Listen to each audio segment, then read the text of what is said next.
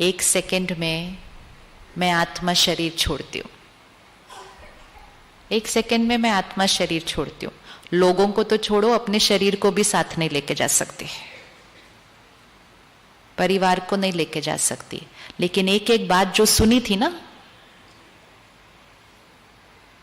जिन्होंने बोली वो साथ नहीं जाते, जिनके बारे में सुनी वो साथ नहीं जाते, लेकिन जो सुना था वो यहां छप जाता है और आत्मा अपने साथ लेकर जाती है वो इम्प्रिंट। तो मुझ आत्मा का जीवन जीने का तरीका ऐसा होना चाहिए कि जीते हुए भी बेदाग, और जो जीते हुए बेदाग होगा वही तो जाने के टाइम यहां से बेदाग जाएगा, वो तो जाने के टाइम साफ जाएगा ना। और जो जाने के टाइम साफ जाएगा, लाइट जाएगा, प्योर जाएगा, वो नेक्स्ट शरीर में प्रवेश करेगा। कुछ महीनों बाद एक बच्चा पैदा होगा, पंडित जी कहेंगे क्या भाग्य लेकर आया ये बच्चा। वो भाग्य किस आधार से बना होगा? वो बच्चे के संस्कार। वो संस्कार कहाँ बन रहे हैं? अभी लोगों को खुश करना और खुश करने के लिए गलत कर्म करना। तो जब हमारे कर्मों का भाग्य हमारे सामने आएगा ना, लोग हमारे कर्म का भाग्य झेलने के लिए साथ में नहीं आएंगे।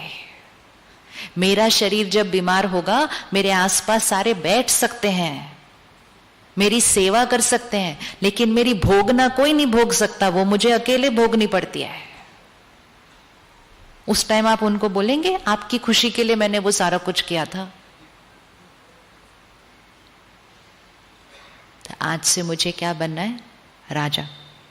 राजा, यस। तो वो ही खाएंगे जो हेल्दी है। ये प्रायोरिटीज है, प्रायोरिटीज को सेट करते जाएं कि वो खाएंगे जो हेल्दी है, वो बोलेंगे जो दूसरे के लिए एक दुआ है। कमजोरी सिर्फ सुननी नहीं है, कमजोरियां बोलनी नहीं है।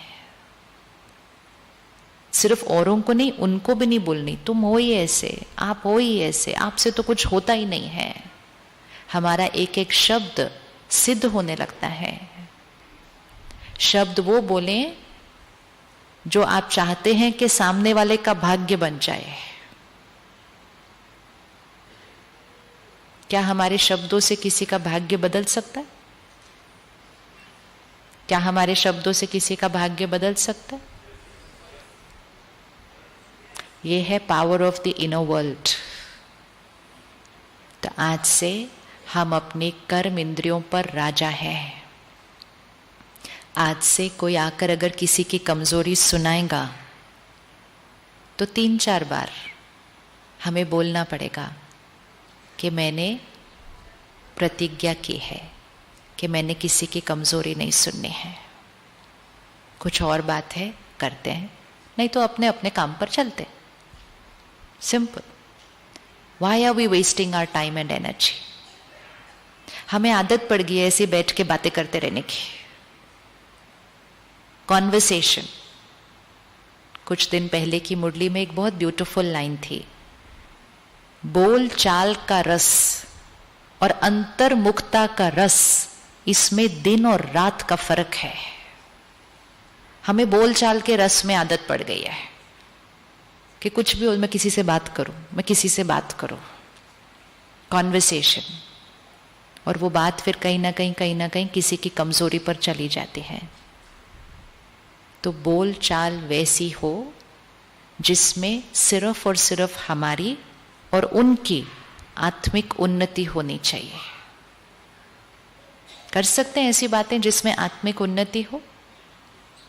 कर सकते हैं ऐसी बातें जिसमें आत्मिक उन्नति हो? यस। 2-4 लाइन के बाद कॉन्वर्सेशन पूरी होने लगेगी, बहुत सारा टाइम बच जाएगा, बहुत सारी एनर्जी बच जाएगी।